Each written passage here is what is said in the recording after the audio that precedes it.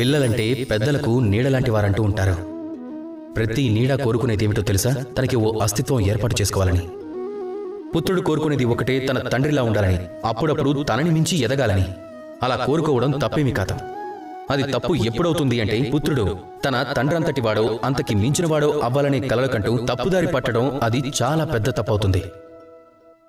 ఎందుకంటే ఆ దారిలో తను అతడి తండ్రి గుణాలను పెంచుకోవాలని కాకుండా ఏం కోరుకుంటాడు అంటే, ఈ ప్రపంచం దృష్టిలో తానే అత్యంత ఉత్తముడు అనిపించుకోవాలనుకుంటాడు. అది చాలా తప్పు.